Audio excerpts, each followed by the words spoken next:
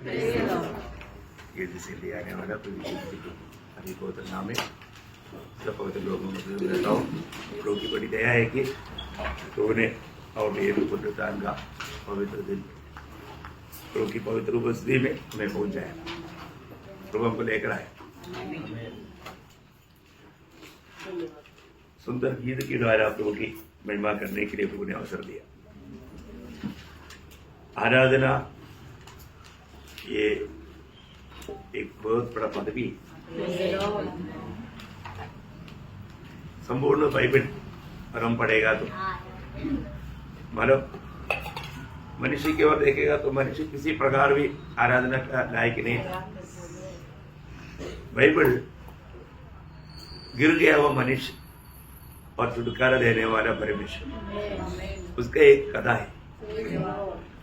संपूर्ण बाइबल मनुष्य जब पाप में गिर गया, उसको छुटकारा देने के लिए जो प्रभु का योजना पद्धति, ये है संपूर्ण बाइबल का आरंभ से अंत तक का बात विषय। ऐसे एक ग्रंथ हमें दुनिया में नहीं मिले और संपूर्ण बाइबल में मतलब छुटकारा देने वाला यीशु मसीह के बारे में बहुत स्पष्ट रीति में बताया हुआ है ना। यीशु मसीह के पास आया हुआ यहूदियों को कहने के समय में प्रभु यीशु ने कहा, यूहन्ना का सुसमाचार 5 अध्याय उसका 39 वचन, तुम पवित्र शास्त्र में ढूंढते हो क्योंकि समझते हो कि उसमें अनंत जीवन तुम्हें मिलता है, और यह वही है जो मेरी गवाही देता है। अभी ये वही है मेरा गवाही देता है। मतलब संपूर्ण बाइबल में यीशु मसीह के बारे में लिखा है ना। उसका 46 वचन पढ़ना, क्योंकि यदि मूसा का विश्वास करते तो मेरा भी विश्वास करते, इसलिए कि उसने मेरे विषय में लिखा है। हाँ, मेरी विषय में लिखा है। मतलब बाइबल का जो पहला किताब उत्पत्ति का किताब, उत्पत्ति के लेकर के 5 किताब कौन लिखा? मूसा के द्वारा लिखा। तो इसका मतलब मूसा की किताबों में मेरे बारे में लिखा है ना। ये उठने के बाद में भी सारे लोगों को इसका बारे में प्रभु समझाते हुए हम देखता है ना। लूका का सुसमाचार में 24 अध्याय है, उसका 27 वचन, तब उसने मूसा से और सब भविष्यवक्ताओं से आरंभ करके सारे पवित्र शास्त्र में से अपने विषय में लिखी बातों का अर्थ उन्हें समझा दिया। देखा, मतलब मूसा से लेकर के भजन संहिता से लेकर भविष्यवक्ताओं से लेकर सारे किताबों में प्रभु का बारे में लिखा हुआ बात उनको समझाया। उसका 44 भी पढ़ना, 24 का 44। फिर उसने कहा, ये मेरी बातें जो मैंने तुम्हारे साथ रहते हुए तुमसे कही थी कि अवश्य है कि जितनी बातें मूसा की व्यवस्था और भविष्यवक्ताओं और भजन की पुस्तक ने मेरे विषय में लिखी है, सब पूरी हो। देखा, इसका मतलब क्या है कि प्रभु यीशु मसीह के बारे में बहुत विस्तार से बहुत बातें बाइबल में लिखा था। और अब यीशु मसीह में होकर के मानव का छुटकारा कैसे होने वाला है, ये बात सब इस बाइबल में पहले से लिखा हुआ था, है ना। तो अभी आपको मालूम है बाइबल को अगर हम सही रीति में ये सब आत्मा में पढ़ेगा सीखेगा तभी ये बात समझेगा। सामान्य रीति में इन बातों को समझना असंभव है। दुनिया का बुद्धि से ये बात को नहीं समझ सकता। लेकिन जब हम प्रभु की आत्मा की सहायता से इन वचनों को पढ़ेगा तो आपको मालूम है, जब उत्पत्ति का किताब में ही जब 22 अध्याय में प्रभु के कहने के अनुसार अपना बेटा इसहाक को बलि चढ़ाने के लिए जब अब्राहम लेकर गया, उस समय में इसहाक ने अब्राहम को एक सवाल पूछा था, है ना। जब उत्पत्ति 22 अध्याय का 7-8 वचन, इसहाक ने पिता अब्राहम से कहा, हे मेरे पिता। उसने कहा, हे मेरे पुत्र, क्या बात है? उसने कहा, देख, आग और लकड़ी तो है, पर होम बलि के लिए भेड़ कहाँ है? आगे अब्राहम ने कहा, हे मेरे पुत्र, परमेश्वर होम बलि की भेड़ का उपाय आप ही करेगा। और वे दोनों संग संग आगे चलते गए। क्या बात है ना।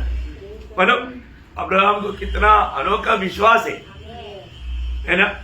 मतलब प्रभु का कहने के अनुसार अपने बेटे को बलि चढ़ाने के लिए ले जा रहा है, लेकिन अब्राहम विश्वास से कहता है, बेटे अभी वहां पर सामान्य रीति में हमें क्या जवाब देना चाहिए,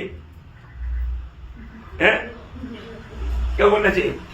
आप बोलेगा तो क्या बोलेगा, है अब सोचो। लेकिन वहां पर अब्राहम ने विश्वास का शब्द कहा, प्रभु प्रबंध करेगा, प्रभु देख लेगा, यहोवा यीरे। प्रभु देखा है कि नहीं, है ना? उसका 13 वचन, तब अब्राहम ने आंखें उठाई और क्या देखा हाँ। कि उसके पीछे एक मेढ़ा अपने सींगों से एक झाड़ी में फंसा हुआ है। हाँ। अतः अब्राहम ने जाके उस मेढ़े को लिया हाँ। और अपने पुत्र के स्थान पर हाँ। उसे होम बलि करके चढ़ाया। देखा वहां पर भी इसहाक के बदले में एक मेमना वध हो गया, है ना? तो बाइबल में हम लोग देखता है तो शुरू से लेकर के एक मेमने का खास बात देखता है ना? हमारे जगह में एक मेमना का वध हुआ है। तो बाइबल संपूर्ण रीति में मतलब ये जो मेमना का बात एक्चुअली बोलेगा तो बहुत आदि से है ना? जब इस बताया हुआ मेमने का मतलब 7 विशेष बातें थोड़ा सा हम ध्यान करेगा ये छोटा समय के अंदर। पहली बात, ये मेमने का खूबी प्रकाशित वाक्य 13 अध्याय का 8 वचन। पृथ्वी के सब रहने वाले जिनके नाम उस मेमने के जीवन की पुस्तक में लिखे नहीं गए, हाँ। जो जगत की उत्पत्ति के समय से घात हुआ है। देखा, जगत की उत्पत्ति की समय से घात हुआ मेमना। ये मेमने का खूबी जगत की उत्पत्ति की समय से घात हुआ मेमना है। मतलब आपको मालूम है, जब मनुष्य पाप किया तो क्या हो गया? परमेश्वर का महिमा से रहित हो गया। इसका मतलब महिमा पाना हुआ मनुष्य का महिमा नष्ट हो गया तो वो नग्न हो गया। तो वो बोलने लगा, अभी हम नग्न हो गया, अभी कैसा प्रभु का उपस्थिति में खड़ा हो जाए। तो उन्होंने अंजीर की पत्ते से लुंगी बनाया और पहन कर देखा, लेकिन धूप आया वो सूख गया। तो मतलब वो अंजीर की पत्ता का लुंगी किसको बना था? मनुष्य की धार्मिकता का कामों को, मनुष्य की धार्मिकता का बातों को लेकर के हम कभी भी परमेश्वर को उपस्थिति में नहीं जा सकता, है ना? अब प्रभु ने जाना तो प्रभु ने उनके लिए एक उपाय किया। आपको मालूम है उसका उत्पत्ति 3 अध्याय का 21 वचन। और यहोवा परमेश्वर ने आदम और उसकी पत्नी के लिए चमड़े के अंगरखे बनवाकर उनको पहना दिए। देखा, मतलब यहाँ पर चमड़ा कहां से आया? उस समय तक कभी भी मृत्यु है ही नहीं था। अभी मृत्यु बिना यहाँ पर चमड़ा नहीं आएगा। इसका मतलब वहां पर एक मेमने का मृत्यु हुआ, है ना? प्रभु यीशु मसीह का वो बहुत बड़ा एक छाया है ना? यीशु मसीह आज प्रियो, आज हम लोग प्रभु के उपस्थिति में इतना खुशी के साथ, आनंद के साथ आकर के प्रभु की आराधना करने का कारण क्या है? प्रभु ने हमें एक अनोखा वस्त्र पहनाया। आज आनंद देखी नहीं? आप टेंशन में तो नहीं है ना? कई लोगों को लगता है कि थोड़ा टेंशन में है। ये बात जानना, जो उधार पाया है प्रभु ने उनको एक विशेष वस्त्र पहनाया। बाइबल में ऐसे नबी किताब उसका 61 अध्याय का 10 वचन पढ़ना। मैं यहोवा के कारण अति आनंदित होऊंगा, मेरा प्राण परमेश्वर के कारण मगन रहेगा, क्योंकि उसने मुझे उद्धार के वस्त्र पहनाए, उद्धार के वस्त्र पहनाए और धर्म की चद्दर ऐसी ओढ़ा दी है जैसे दूल्हा फूलों की माला से अपने आप को सजाता। देखा, इसका मतलब क्या है प्रियो? बहुत बड़ा एक आनंद का वस्त्र प्रभु ने हमें पहनाया। हम प्रभु में आया हुआ लोग कभी भी दुखी निराश नहीं होना चाहिए, है ना? ऐसा दिखता है तो प्रभु का दिल को बहुत चोट लगता है ना? अब जरूर यहाँ पर आने से पहले कम से कम आईने में देखना चाहिए। पर मेरे चेहरे चमकता है कि नहीं? देखा नहीं? देखा, सिर्फ बाहर से चमकने से भी नहीं होता, अंदर से भी प्रेज़ लॉर्ड। चमकना चाहिए, हृदय में आनंद है तो चेहरा चमकेगा, चमकेगा ना। आपको इतना बड़ा उद्धार मिला, आपको आनंद नहीं, इतना बड़ा आनंद होना चाहिए, है ना।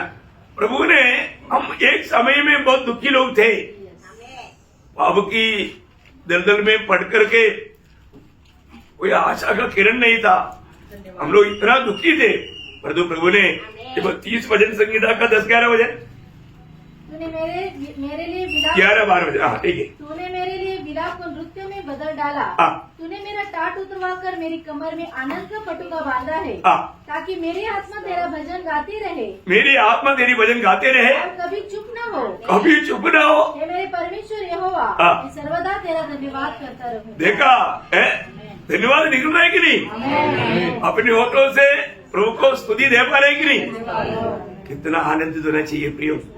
हमें मिला हुआ इतना बड़ा उद्धार, है ना, बयान से बाहर, वर्णन से बाहर, हम लोग कितनी आनंद के साथ प्रभु का जय जयकार करना चाहिए, है ना। हम लोग अभी एक प्रकार को शादी की भोजन में बैठा है, प्रेज़ लॉर्ड। इस भोजन में आने वाले लोग प्रभु ने दिया वो वस्त्र पहन करके आना चाहिए। जब उसका दृष्टांत में यीशु मसीह ने ये बताया, मत्ती उसका 22 अध्याय का 11 वचन, जब राजा अतिथि को देखने भीतर आया, हाँ, तो उसने वहाँ एक मनुष्य को देखा हाँ, जो विवाह का वस्त्र नहीं पहने था। हाँ, देखा, विवाह का वस्त्र नहीं पहने था। तो विवाह का वस्त्र नहीं पहना है तो आनंदित नहीं हो सकता। विवाह का वस्त्र पहना हुआ लोगों का चेहरा कैसे होगा? आनंदित रहेगा। अरे बाप रे, वो आनंद बयान नहीं कर सकता, है ना। ऐसा आज आनंद है कि नहीं? सच में हमें अपने आप को पहनना, अपने आप को पहचानना है ना। तो सबसे पहली बात, मतलब प्रभु का उस मानव वध जगत की उत्पत्ति से हमारे प्रति प्रभु ने किया हुआ बात है। दूसरी बात, ये मेमना को हम लोग दृष्टांत में देखता है हाबिल का बेली में। आपको मालूम है हाबिल का बेली का एक विशेष खूबी है, थोड़ा ध्यान से सुनना है। उसका उत्पत्ति 4 अध्याय के 4 बजे। और हाबेल भी अपनी भेड़ बकरियों के कई एक पहलौठे बच्चे हाँ। भेड़ चढ़ाने ले आया, भेड़ चढ़ाने ले आया और उनकी चर्बी हाँ। भेड़ चढ़ाई। तब मतलब प्रभु की उपस्थिति में वो क्या लेकर आया? भेड़ चढ़ाया। अब वो शब्द पर थोड़ा आप लोग थोड़ा अंडरलाइन करना, भेड़ चढ़ाया। ओके, अभी हाबिल का इस बलि में प्रभु आनंदित होने का कारण क्या पूछेगा तो आप लोग क्या बोलेगा? विश्वास। लेकिन अभी ध्यान देना है, वो अपने पास रहने दो। लेकिन यहाँ पर प्रभु को प्रसन्न करने वाला वो बलि हाबिल ने कैसे किया? अभी इब्रानियों 11 अध्याय का 4 वचन। विश्वासी से हाबिल ने हाँ। कैन से उत्तम बलिदान परमेश्वर के लिए चढ़ाया। क्या कर दिया? बलिदान। हाँ, यहाँ पर का वो शब्द है उत्तम बलिदान। देखिए इसका मतलब उत्पत्ति में क्या लिखा? भेड़ चढ़ाया। ओके, प्रभु के लिए एक भेड़ चढ़ाया और यहाँ पर लिखा है बलिदान चढ़ाया, है ना। ये है प्रभु को प्रसन्न किया। समझ में आया? भेड़ और बलिदान। अभी यीशु मसीह ने पिता को कैसा प्रसन्न किया? यीशु मसीह प्रसन्न करने वाला बलिदान में ये दोनों शब्द है, आप थोड़ा ध्यान देना, है ना। मतलब एफेसियों 5 अध्याय का 2 वचन। और प्रेम में चलो, हाँ। जैसे मसीह ने भी तुमसे प्रेम किया और हमारे लिए हाँ। अपने आप को हाँ। सुखदायक सुगंध के लिए हाँ। परमेश्वर के आगे हाँ। भेंट करके भेड़ करके बलिदान कर दिया। बलिदान कर दिया। भेड़ करके बलिदान किया। दोनों आया। हाँ, ये बात है, वो बहुत बड़ी बात है। यीशु मसीह भेड़ करके अपने आप को बलिदान चढ़ाया, हाबिल ने भी भेड़ करके बलिदान चढ़ाया। वो है प्रभु का प्रसन्न होने का मुख्य कारण। प्रेज़ लॉर्ड, है ना। अभी हम सब लोग जानता है कि मतलब विश्वास आधार जरूर है, क्योंकि विश्वास बिना कोई प्रभु को प्रसन्न नहीं कर सकता। और यहाँ पर यीशु मसीह ने जो चढ़ाया हुआ उस भेड़ में विश्वास की बात नहीं आया, लेकिन बात यह है कि भेड़ चढ़ाया और बलिदान चढ़ाया, ये दोनों बातें हमारे जीवन में मतलब हम लोग जो चढ़ाने वाला चढ़ावा का प्रभु प्रसन्न होने का कारण भेड़ होना चाहिए और बलिदान होना चाहिए। ये दोनों बात से प्रभु प्रसन्न रहता। ओके, तीसरा हम इस मेमने की खूबी हम देखता है कि जब इस्राएल लोगों को छुटकारा मिला हुआ छाया में है ना, इसलिए हमारे लिए पहला कुरिन्थी 5 अध्याय का 7 हो जाए। पहला कुरिन्थी 5 अध्याय का 7 हो जाए कभी क्योंकि हमारा भी फसह जो मसीह है बलिदान हुआ है। मतलब फसह मीन्स क्या है? पार हो जाएगा। अब सब लोग बोलना है। आप लोगों को कभी भी कोई सवाल पूछता है तो अलर्ट रहना है। पार होना, क्या पार होना? उससे पार होना। हाँ, मतलब उस अनंत काल का सजा से पार होना, नरक की सजा से पार होना, है ना। अभी यहाँ पर उन लोगों का जो पैसा, मतलब इसराइलियों का पैसा का बात आपको मालूम, नए लोगों के लिए वापस याद रहना अच्छी बात है ना। जब निर्गमन का किताब 12 अध्याय उसका 3 और 6 ये 2 वचन पढ़ना। इस्राएल की सारी मंडली से इस प्रकार कहो, इसी महीने के 10वें दिन को तुम अपने पितरों के घराने के अनुसार घराने के पीछे एक एक मेमना ले रखो। देखो, 10वां दिन को लेकर रखना और उसका 6 वचन। और इस महीने के 14वें दिन तक उसे रख छोड़ना। और उस दिन गोंधुली के समय इस्राएल की सारी मंडली के लोग उसे बलि करे। कौन सा दिन में? 14वां दिन में। इसका मतलब कितना दिन संभालना? 4 दिन। आपको मालूम है मनुष्य के उत्पत्ति से लेकर के 4 दिन में या 4वां दिन में यीशु मसीह का बलि हुआ। सही बात है?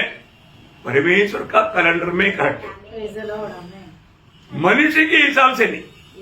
परमेश्वर के कैलेंडर में जब 4000 साल हुआ उसी टाइम पर ये बलिदान हुआ। बहुत बड़ी बात है प्रियो। हम लोग कैलेंडर में कितना भी ढूंढेगा तो मतलब समय में फर्क आएगा ना, क्योंकि कैलेंडर कब शुरू हुआ? मतलब कैलेंडर शुरू होकर के ज्यादा दिन नहीं हुआ, नहीं समझा। परंतु हमें बात को जानना, परमेश्वर का समय करेक्ट है, प्रभु का वचन में बताया हुआ बात करेक्ट है। ये बात को जानना बहुत जरूरी बात है। ओके, कैलेंडर के ऊपर भी एक दिन आपको बताएगी तो बहुत बड़ी बात है। तो 4वां बात मतलब इस महीने का खूबी यौवन का सुसमाचार 12 अध्याय का 29 वचन। दूसरे देखो, ये परमेश्वर का मेमना है जो जगत के पाप उठा ले जाता है। देखा, मतलब पूरा मानव जाति की पाप को उड़ा ले जाने वाला मेमना था, है ना। अभी इस मेमना हमारे लिए वध होने से हमें मिलने वाले लाभ, पहली बात उसकी लहू से हमारा पाप धोया जाता। क्या होता? हमारे सबका पाप धोया जाता। पहला यूहन्ना 1 अध्याय उसका 7 वचन का भी पाठ। और उसके पुत्र यीशु का लहू हमेशा पापों से शुद्ध करता है। पहली बात हमें सब पापों से शुद्ध करता। दूसरी बात हमारा पापों को ढक देता, है ना। 32 वचन संहिता का 1 वचन, 32 वचन संहिता उसका 1 वचन। क्या ही धन्य है वह जिसका अपराध क्षमा किया गया और जिसका पाप ढांपा गया। देखा, मतलब इस बलिदान से हमारा पाप ढांपा गया। तीसरा मतलब 85 वचन संहिता का 2 वचन, 85 का 2। प्रजा के अधर्म को क्षमा किया है, आगे उसके सब पापों को ढांप दिया है। क्या कर दिया? ढांप दिया है, टपा है। ओके, और 103 का 12 वचन। उदयाचल से अस्ताचल जितनी दूर है उसने हमारे अपराधों को हमसे उतना ही दूर किए। हमारे अपराधों को क्या कर दिया? दूर कर दिया। बोलेगा तो कभी भी हमारे अपराध हमें वापस नहीं आ सकता। दूर कर दिया। कितना दूर कर दिया? उदयास्तर से अस्ताचल तक। तो मतलब हम लोग बयान करने से भी बाहर की बात। और इतना ही नहीं, इस बलिदान से हमारा पाप एकदम मतलब लाल रंग का था, हिमकी नाइंद श्वेत कर दिया ना। यशायाह 12 अध्याय उसकी 18 हो जाए। यहोवा यो कहता है, हाँ। आओ हम आपस में वाद विवाद करें। हाँ। तुम्हारे पाप चाहे लाल रंग के हो हाँ। तो भी वे हिम के हाँ। समान उजाले हो जाएंगे। हिमकी नाइंद उजाला कर दिया। अब देखिए प्रियो, प्रभु ने इतना मतलब पाप से भरा हुआ लाल रंग का हमारा पाप की अवस्था को प्रभु ने इतना उजाला कर दिया। हिमकी नाइंद इस बलिदान का खूबी है। और एक खूबी इस बलिदान से हमारे पाप की अवस्था प्रभु ने उसको पीठ तले फेंक दिया। यशायाह उसका 38 का 17 हो जाए। यशायाह उसका 38 का 17। मेरे सब पापों को तूने अपने पीठ के पीछे फेंक दिया है। देखा, पीठ के पीछे फेंक दिया। देखो, ये मेमना ने हमारे पाप को उड़ा लेने के कारण हमारा पाप कहाँ गया? प्रभु का पीठ के पीछे। बोलेगा तो फिर कभी स्मरण नहीं करेगा। उसके लिए भी है, प्रभु ने हमारा पाप को मिटा दिया है ना। ये चाहिए उसका 44 अध्याय का 22 हो जाए। मैंने तेरे अपराध को हाँ। काली घटा के समान हाँ। और तेरे पापों को बादलों के समान मिटा दिया है। मिटा दिया। आमेन। देखा, अभी वो दिखेगा नहीं। ओह, अभी तो लोगों को मिला हुआ आमेन, आमेन। छुटकारा का गहराई हम लोग समझना चाहिए प्रियो। कई बार ऐसे बातों का अज्ञानता का लाभ शैतान उठाता है। वो कभी कभी पुराना बातों को लेकर के सताने के लिए, हमें दुखी निराश करने के लिए कोशिश कर सकता है। प्रियो याद रखना, प्रभु में आया हुआ लोगों का पाप वो किसी कारण ढूंढने से नहीं मिलेगा, ढूंढने से नहीं मिलेगा। और भी एक तो बात बताओ, मतलब यिर्मयाह 81 का 34 में देखो, ये मेमना जिसका पाप उठा कर लेकर गया वो व्यक्ति का अवस्था ये सब। क्योंकि मैं उनका अधर्म क्षमा करूंगा हाँ। और उनका पाप फिर स्मरण न करूंगा। हाँ, स्मरण नहीं करेगा। स्मरण भी नहीं आएगा। प्रभु को हर बात स्मरण देता। और जो जिसका पाप प्रभु यीशु मसीह उठा लेकर गया, किसका? मंडली का। उनका पाप उस प्रभु को स्मरण नहीं आएगा। अपने ये धन्य अवस्था को आप थोड़ा ठीक से, मैं ये बातों को ध्यान कर रहा है तो मेरा दिल इतना टूट कर मैं प्रभु को धन्यवाद दिया। वस्तु में प्रियो, प्रभु का कार्य कितना अनमोल है ना। इतना भी नहीं, मीका 7 का 19 एक शब्द में आपको, आप लोग जरूर इसको घर में एक्चुअली इसी में ही बताएगा तो बहुत लंबा बोल सकते हैं, लेकिन मैं आपको सिर्फ पॉइंट बोल रहा हूँ क्योंकि इतना टाइम नहीं है ना अपने को। तूने उस सब पापों को गहरी समुद्र में डाल दिया है। ये एक प्रकार है ना, एक परिभाषा में ऐसे लिखा है कि पाप को डालकर प्रभु ने अपने पाप से दबा दिया। प्रभु ने दबा दिया, ऊपर कैसे आएगा? अरे उसको उस पर डाल करके प्रभु ने दबा करके ये कर दिया। बोलेगा तो कभी भी वो बात प्रकट नहीं आएगा, ठीक है ना। इसके लिए इसी प्रकार मतलब यीशु मसीह हमारे पापों को उठा लेकर गया, अभी वो ढूंढने पर नहीं मिलेगा। इसलिए प्रभु में आने के बाद हमारा जिम्मेवारी क्या है? आगे को पाप नहीं करना।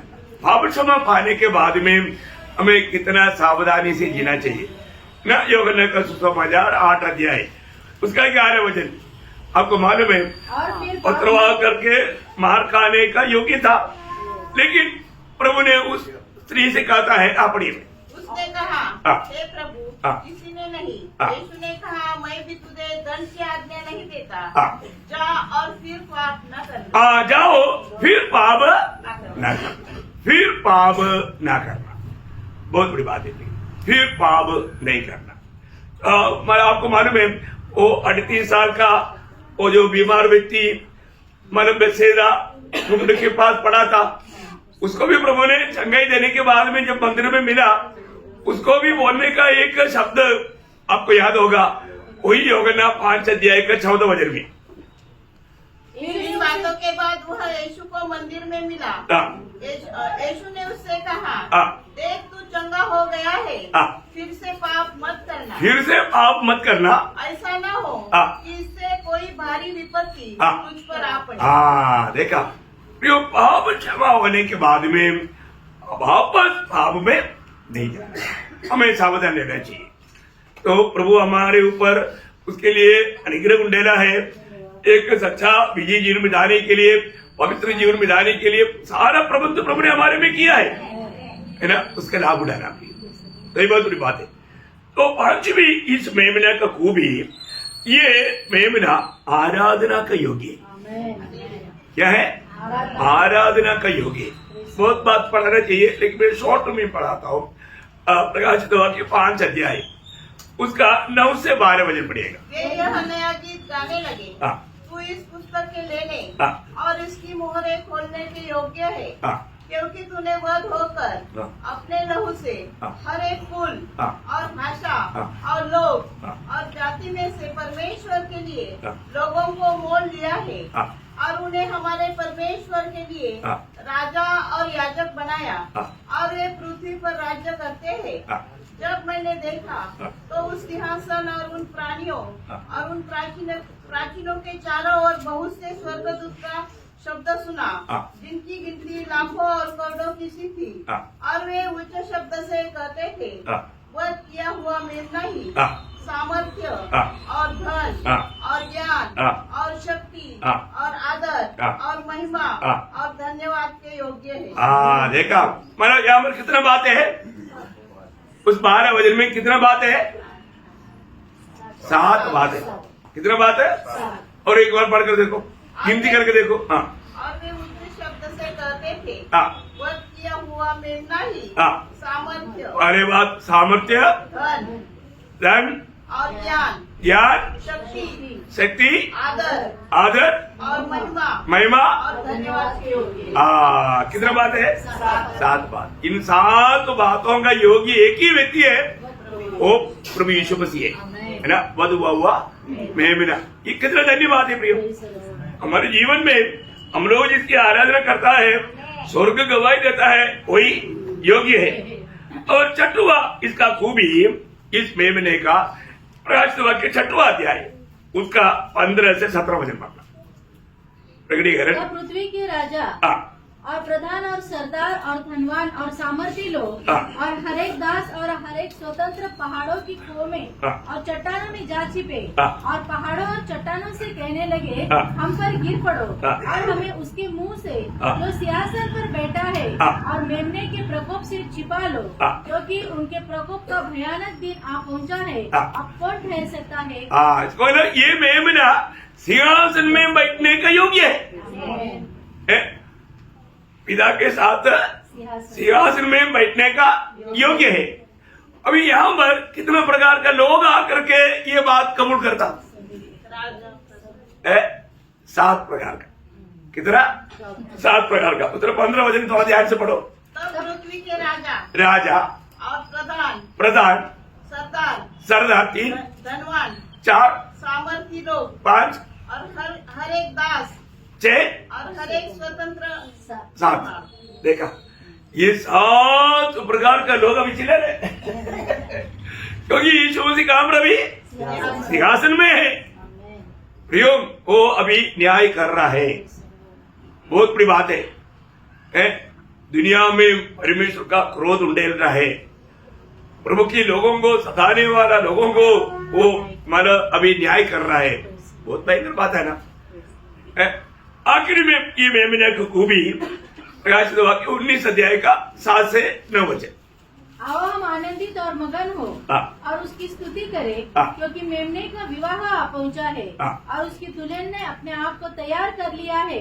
उसको शुद्ध और चमकदार महीन मलमल पहनने का अधिकार दिया गया, क्योंकि उस महीन मलमल का अर्थ पवित्र लोगों के धर्म के काम है। अब देखिए अभी यहाँ पर आखिर में स्वर्ग में एक ही शादी है। वो किसका शादी है? मेमने की शादी है। किसके साथ है? के साथ हाँ, जो लोग मतलब इसका एंगेजमेंट हो गया। क्या हो गया? कितने लोग एंगेजमेंट हो गया? हुआ है क्या? तो शादी होगा कुछ में। स्वर्ग में होने वाला शादी की तैयारी में है जो जिसका एंगेजमेंट हो गया वो लोग। जिसका मगनी हो गया शादी के दिन की तैयारी में है। किसका मगनी हो गया? कितने लोगों का मगनी हो गया? हाँ, उनके लिए प्रभु को धन्यवाद देता हूँ। इसलिए ये मेमने के साथ शादी होने वाला है। उसकी तैयारी में वो लोग हैं जो वास्तव में उधार पाया है। इसलिए रोज रोज हमें उस तैयारी में रह करके प्रभु का महिमा करना चाहिए। बहुत श्रेष्ठ बात है। इसका मतलब आज आपको समझ में आया। मतलब ये मेमने का खूबी की बात है। इससे पहले हम लोग कई आदर दूसरे रीति में देखा, आज थोड़ा डायरेक्शन चेंज करके प्रेज लॉर्ड। हमेशा कुछ तो नयापन चाहिए, इसके लिए ढूंढते रहता हूँ। ओके, प्रभु का धन्यवाद हो। तो प्रभु उस महान प्रभु ने हमको स्वर्ग में होने वाला शादी के लिए हमको प्रभु ने चुन करके अलग कर दिया। ये सब कब हुआ था? जगत की उत्पत्ति से पहले। प्रियो, प्रभु की उस योजना में अपना भी नाम आया तो हम कितना आभार दिल से प्रभु को महिमा करना चाहिए। कितना हम आनंद से प्रभु की उपस्थिति में आकर प्रभु का महिमा करना चाहिए। निश्चय बात है। तो प्रभु आप सबको बहुत आशीष दे, प्रभु को महिमा मिले। आमीन।